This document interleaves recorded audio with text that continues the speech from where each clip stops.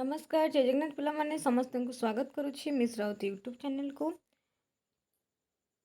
तो पिला माने तमनकर पूर्वरु मु किछि क्वेश्चन आलोचना करी पूर्वरु किछि क्वेश्चन आलोचना करी जोटा कि तमनकर ऑप्शन दिया थिला ऑप्शन दिया क्वेश्चन थिला जोटा कि तमनकर एंट्रेंस रे एई टाइप रो ही क्वेश्चन पकाउची। ठीक अछि इंपोर्टेंट क्वेश्चन ए सब रही पूर्वरु पाखापाखि दुईटा क्लास रे तमनकर किछि क्वेश्चन आलोचना करी। तो शेष प्रश्न तमनकर वानप्रस्थ नाटक जोटा कि केउं पुरस्कार प्राप्त। ठीक अच्छे यार आंसर मुझे कही कि सेटा केंद्र साहित्य एकाडेमी पुरस्कार पाई। देखिबा आजर क्लास रे तुमको प्रथम प्रश्न कौन रही। आजर क्लास रे प्रथम प्रश्न रही पश्चिम पथिक भ्रमण कहानी कहार। जो पश्चिम पथिक तुमको भ्रमण कहानी आत्मजीवनी ये सब क्वेश्चन पड़ो। ठीक अच्छे तो से पश्चिम पथिक भ्रमण कहानी जो रही कहार श्रीहस्र मिश्र ना मायाधर मानसी ना सुरेंद्र महांती कहार भ्रमण कहानी हूँ पश्चिम पथिक कहीं ये टाइप बहुत कन्फ्यूज क्वेश्चन अच्छी पश्चिम पथिक पश्चिम दिगंत है तो आपको टे मन रखार आंसर टी कौन हम पश्चिम पथिक जो भ्रमण कहानी अच्छी सेटा हूँ मायाधर मानसी कहार मायाधर मानसी। तापर प्रश्न रही बिलात प्रवास ये भ्रमण कहानी पुणी कहार बिलात प्रवास जो रही से भ्रमण कहानी कहार शैलबाला दासंकर ना अन्नदा शंकर ना भुवनानंद दासंकर। तो ये तुमको बिलात प्रवास रही बिलात चिठी रही बिलातर पत्र रही एमती बहुत सारा कन्फ्यूज क्वेश्चन रही।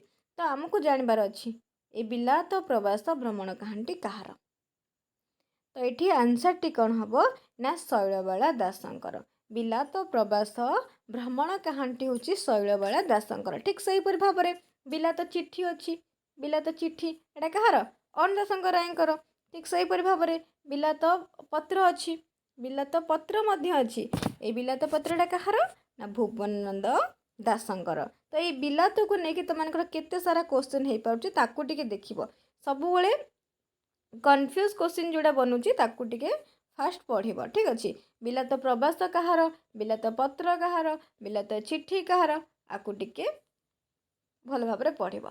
तापर प्रश्न रही जीवनर कमारशाल ये आत्मजीवन टी कहार जीवन कमारशाल जो आत्मजीवन टी रही कहार राजकिशोर राय ना रत्नाकर चैनी ना सातकड़ी होता कहार आत्मजीवनी नाम हूँ जीवनर कमारशाल। तो तुमने ऑप्शन भी एलिमिनेट करके आंसर खोजी पार है ऑप्शन को काटी पारिकी आंसर खोजी पार जदि अलग ऑप्शन आत्मजीवनी गुड़िक तुम मैंने जानी तो ये जीवन कमारशाल जो रही ये आत्मजीवन टी कहार यार आंसर टी हूँ रत्नाकर चैनी आत्मजीवनी हूँ जीवनर कमारशाल।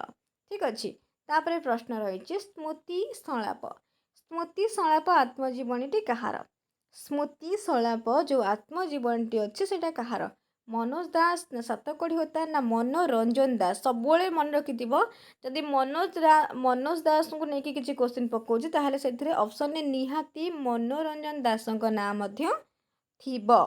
तो ये स्मृति संलाप जो रही से स्मृति संलाप आत्मजीवन टी कहार मनोज दास एटा तो केबे भी हेनी।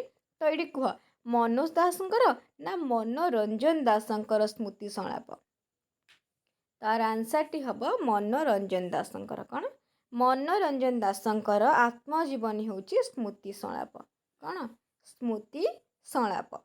ठीक अच्छे तापर प्रश्न रही वर्णबोधक ये भल भाव देखिए पिला माने वर्णबोध कथा मु पचारुची ना वर्णबोधक कथा मु पचारुची कहीं गोटे प्रीवियस ईयर क्वेश्चन पचार जो कि मुझे तुमको बहुत सारा ताकू नहीं डाउट रही कि आमे छोट बड़ू पढ़ी आसुचु वर्णबोधर रचयिता मधुसूदन राव आपण कौन वर्णबोधर रचयिता कही गोविंद रथ निहाती। तो तुमको देखिबार अच्छी ये कटा लगुच ना कटा लगुनि वर्णबोध कथा आम कहूचे ना वर्णबोधक कथा आम कहूचे दीटाक अलग अलग। ठीक अच्छे तो ये तुमको जो प्रश्न पचरा जाइए वर्णबोधक अच्छी ये वर्णबोधकटा कहार मधुसूदन राव ना गोविंद रथंकर ना मधुसूदन दासंकर कहार लेखा होची वर्णबोधक यार आंसर टी होची गोविंद रथंकर होची वर्णबोधक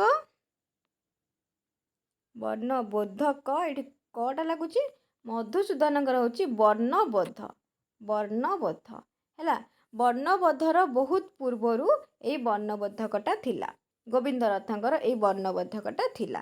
ତ ଏଇଠି ତମମାନଙ୍କ ପାଇଁ ଗୋଟେ କ୍ୱେଶ୍ଚିନ୍ ରହୁଛି କି ବର୍ଣ୍ଣବୋଧର ସମୟସୀମା କେତେ? ମୁଁ କହିଦେଲି କି ବର୍ଣ୍ଣବୋଧକ ଯେଉଁ ଅଛି ସେଇଟା ବର୍ଣ୍ଣବୋଧର ବହୁତ ପୂର୍ବରୁ ଥିଲା। ତ ବର୍ଣ୍ଣବୋଧକର ସମୟସୀମା କେତେ ଆଉ ବର୍ଣ୍ଣବୋଧର ସମୟସୀମା କେତେ? ବର୍ଣ୍ଣବୋଧର ସମୟସୀମା କେତେ, ବର୍ଣ୍ଣବୋଧକର ସମୟସୀମା କେତେ, ଏଇଟା ତମେମାନେ କମେଣ୍ଟ ମାଧ୍ୟମରେ ଜଣାଇବ। ତାପରେ ପ୍ରଶ୍ନ ରହିଛି, ଉଚ୍ଚ ହେବା ପାଇଁ କର ଯେବେ ଆଶା, ଉଚ୍ଚ କର ଆଗେ ନିଜ ମାତୃଭାଷା। ଆମେ ଉଚ୍ଚ ହେବା ପାଇଁ ଯଦି କିଛି ଚେଷ୍ଟା କରୁଛେ ତାହେଲେ ଆମ ମାତୃଭାଷାକୁ ପ୍ରଥମେ ଆମେ ଉଚ୍ଚ କରିବାକୁ ପଡ଼ିବ। ତ ଏଇ ଉକ୍ତିଟି କିଏ କହିଥିଲେ? ଏଇ ଉକ୍ତିଟି କିଏ କହିଥିଲେ? ରାଧାନାଥ ରାୟ, ଗଙ୍ଗାଧର ମେହେର ନା ମଧୁସୂଦନ ରାଓ? ଏଇ ଟାଇପ୍ର ତମମାନଙ୍କର କ୍ୱେଶ୍ଚିନ୍ ପଡ଼ୁଛି ସିପିଟିରେ। ଏଇ ଟାଇପ୍ର କ୍ୱେଶ୍ଚିନ୍ ପଡ଼ୁଛି। ଆକୁ ଟିକେ ଏଇ ଯେଉଁ ସବୁ ପଙ୍କ୍ତି ଗୁଡ଼ିକ ଟିକେ ମନେ ରଖିବ। ପାଖାପାଖି ଯେତିକି ବି ମନେ ରଖିପାରିବ ରାଧାନାଥ, ଗଙ୍ଗାଧର, ମଧୁସୂଦନ ଏମାନଙ୍କର ଟିକେ ମନେ ରଖିବ ହେଲା। ଉଚ୍ଚ ହେବା ପାଇଁ କର ଯେବେ ଆଶା, ଉଚ୍ଚ କର ଆଗେ ନିଜ ମାତୃଭାଷା। ଏଇଟାକୁ କିଏ କହିଥିଲେ? ଗଙ୍ଗାଧର ମେହେର କହିଥିଲେ କି ଯଦି ତୁମେ ଉଚ୍ଚ ହେବା ପାଇଁ ଚାହୁଁଛ ତାହେଲେ ତୁମ ମାତୃଭାଷାକୁ ଆଗେ ଉଚ୍ଚ କର। ତାପରେ ପ୍ରଶ୍ନ ରହିଛି, ଅନ୍ତେ ବାସ କର ଯେ, ଏଇଟା ଗୋଟେ ସମାସ। ସମାସକୁ ନେଇକି ମୁଁ ତୁମମାନଙ୍କର ସବୁବେଳେ କହି ଆସିଛି। ଅନ୍ତେ ବାସ କରେ ଯେ, ଅନ୍ତେବାସୀ, ଏଇଟା କେଉଁ ସମାସ? ଅଲୁକ ନା ଦ୍ୱନ୍ଦ୍ୱ ନା ଦିଗୁ ନା ବହୁବ୍ରୀହି? ତ ସବୁବେଳେ କହିଛି କାଟିବ, ଅପସନ୍ କାଟିବ। ତ ଏଇଠି କହିଛି ଅନ୍ତେ ବାସ କରେ ଯେ ଅନ୍ତେବାସୀ। ତ ଏଇଠି ଦ୍ୱନ୍ଦ୍ୱ କିଛି ଅଛି? ଦୁଇଟା କିଛି ଅଛି ଯେମିତିକି ଫୁଲ, ଫଳ, ଗଛ, ଲତା ଏମିତି କିଛି ଅଛି? ଦୁଇଟାର ଅର୍ଥ ପ୍ରାଧାନ୍ୟ ଏଇଠି କେଉଁଠି ଦେଖାଉଛି? ଦେଖାଉନି ନା। ତ ଏଇଠି ଦ୍ୱନ୍ଦ୍ୱ ହେବ ନାହିଁ। ଦିଗୁ ହେବ? ଏଇଠି କୌଣସି ଯେଉଁ ସଂଖ୍ୟା କଥା କୁହାଯାଉଛି? ହେବ ନାହିଁ। ବହୁବ୍ରୀହି ହେବ କି?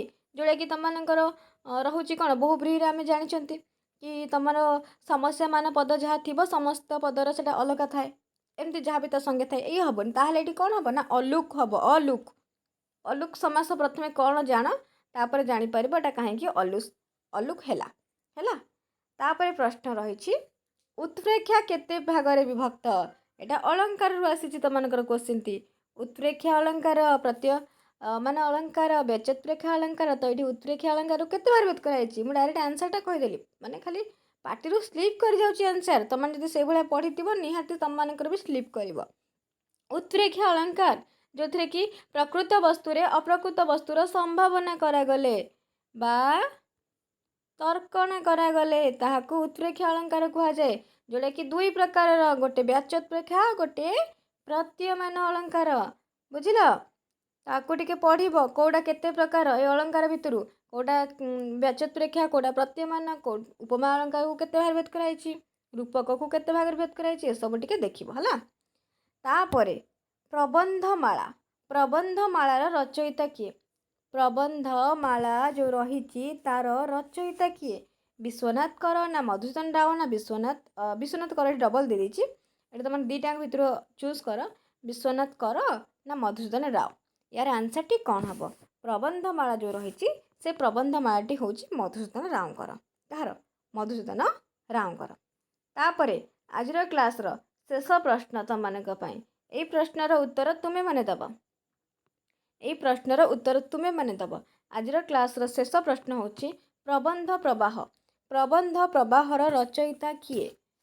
ମଧୁସୂଦନ ରାଓ, ଶଶିଭୂଷଣ ରାୟ ନା ବିଶ୍ୱନାଥ କର? ମଧୁସୂଦନ ରାଓ, ଶଶିଭୂଷଣ ରାୟ ନା ବିଶ୍ୱନାଥ କର ନା କାମପାଳ ମିଶ୍ର? ପ୍ରବନ୍ଧ ପ୍ରବାହ ଯେଉଁ ଗ୍ରନ୍ଥଟି ରହିଛି ଏଇଟା ଗୋଟେ ପ୍ରବନ୍ଧ। ପ୍ରବନ୍ଧ ପ୍ରବାହଟା ଗୋଟେ ପ୍ରବନ୍ଧ। ତ ଏଇ ପ୍ରବନ୍ଧଟା କାହାର?